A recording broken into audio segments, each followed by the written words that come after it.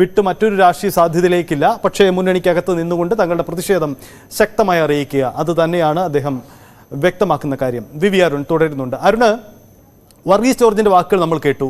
നമ്മൾ പ്രതീക്ഷിക്കുന്ന അല്ലെങ്കിൽ രാഷ്ട്രീയ കേന്ദ്രങ്ങൾ പൊതുവിൽ സാധ്യതയായി വിലയിരുത്തുന്ന ഒരു കാര്യം RJDയുടെ നീക്കം UDFിലേക്കാണ്, അല്ലെങ്കിൽ മറ്റൊരു രാഷ്ട്രീയ സാധ്യതയിലേക്കാണ്, അതിന് മുമ്പായുള്ള ഒരു കളമൊരുക്കലാണ് ഇപ്പോൾ നടക്കുന്നത് എന്നൊക്കെയാണ് നമ്മൾ കരുതുന്നത്. പക്ഷേ ആ സാധ്യതകളൊക്കെ വർഗീസ് ജോർജ് തള്ളുകയാണ്. നമുക്കത് വിശ്വാസത്തിലെടുക്കാൻ കഴിയുമോ? മറിച്ച് രാഷ്ട്രീയം സാധ്യതകൾ അതെക്കാലവും ഇങ്ങനെ നീണ്ടു നിവർന്ന് കിടക്കുന്നതാണ്. അത്തരം സാധ്യതയിലേക്ക് തന്നെയാണോ RJD ലക്ഷ്യമിടുന്നത്?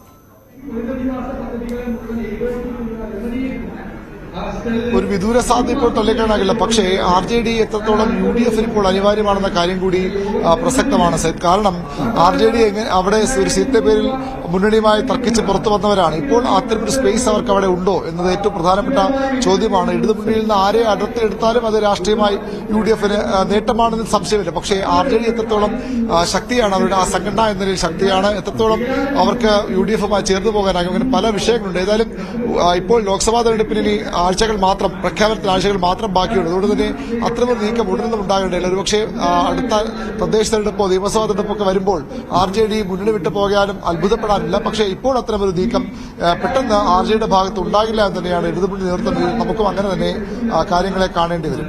അവരുടെ ഒരു കാര്യം കൂടി നമുക്ക് അവസാനിപ്പിക്കുന്നതിന് മുമ്പായി, ലോക്സഭാ സീറ്റ് RJDക്ക് കിട്ടും എന്ന് നമുക്കും കരുതുക വയ്യ. കാരണം താരതമ്യേന ഒരു ചെറിയ പാർട്ടിയാണ്. മുമ്പ് ഇടതുമുന്നണിക്കൊപ്പം വർഷങ്ങളായി നിൽക്കുന്ന JDSന് പോലും സീറ്റ് അനുവദിച്ചിട്ടില്ല. അങ്ങനെയുള്ളപ്പോൾ എങ്ങനെ RJDക്ക് അനുവദിക്കുമെന്ന സ്വാഭാവിക ചോദ്യമുണ്ട്. അപ്പോൾ RJD ലക്ഷ്യമിടുന്നത് ഇതൊരു സമ്മർദ്ദ തന്ത്രമായി മുന്നോട്ട് വെച്ചിട്ട് ഇനി മന്ത്രിസഭയിൽ ഒരു പുനഃസംഘടന നടത്തി അവിടെ KP മോഹന് മന്ത്രിസ്ഥാനം കിട്ടുക, അത്തരമൊരു പരിഗണനയിലേക്ക് മുന്നണി നേതൃത്വത്തെ കൊണ്ടുവരിക എന്നൊരു രാഷ്ട്രീയ ലക്ഷ്യം ഇതിന് പിന്നിൽ RJD മുന്നിൽ കാണുന്നുണ്ടാകുമോ?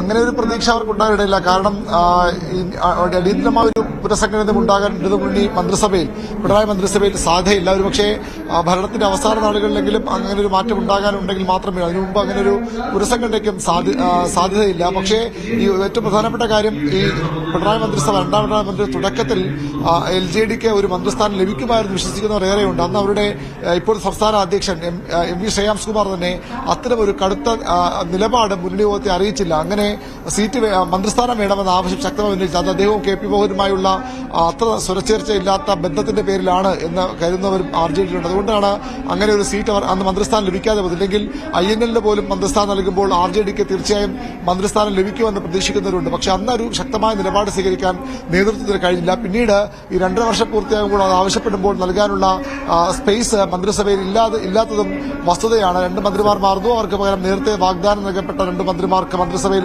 ഇടം നൽകേണ്ടി വരും. അതുകൊണ്ട് തന്നെ അവിടെയും RJDക്ക് സ്പേസ് ഇല്ലാതെ പോയി. ഇനി ഒരു പുനഃസംഘടന, അവിടെ ഒരു മന്ത്രിസ്ഥാനം എന്നത് RJDക്ക് അത്ര എളുപ്പമുള്ള കാര്യമില്ല. പ്രത്യേകിച്ചും ഇടതുമുന്നണിയിലെ സംഘടനാ രീതിയൊക്കെ അനുസരിച്ച് സ്വാഭാവികമായും തദ്ദേശ തെരഞ്ഞെടുപ്പ് വരുന്നു, അവിടെ കൂടുതൽ സീറ്റുകൾ അതിനപ്പുറത്തേക്ക് മുന്നിൽ നിൽക്കുകയാണെങ്കിൽ നിയമസഭാ തെരഞ്ഞെടുപ്പിൽ കൂടുതൽ പരിഗണന ഇതൊക്കെയാകാം ഒരുപക്ഷെ RJDയുടെ ആവശ്യം. അതിനപ്പുറത്തേക്ക് ലോക്സഭയിൽ അവർ ഒരു സീറ്റ് ഇപ്പോൾ പ്രതീക്ഷിക്കുന്നില്ല, പ്രതീക്ഷിച്ചിട്ട് കാര്യമില്ല. കാരണം ഇടതുമുന്നണി സീറ്റ് വിഭജനം പൂർത്തിയായി കഴിഞ്ഞു. CPM ഒരു സീറ്റ് ത്യാഗം ചെയ്താണ് മുന്നണിയിലെ പുതിയൊരു ഘടകകക്ഷിക്ക് അത് കേരള കോൺഗ്രസ് എം നൽകിയത്. കഴിഞ്ഞ തവണ 16 സീറ്റിലാണ് CPIM മത്സരിച്ചത്. ഇത്തവണ അത് 15 ചുരുങ്ങി.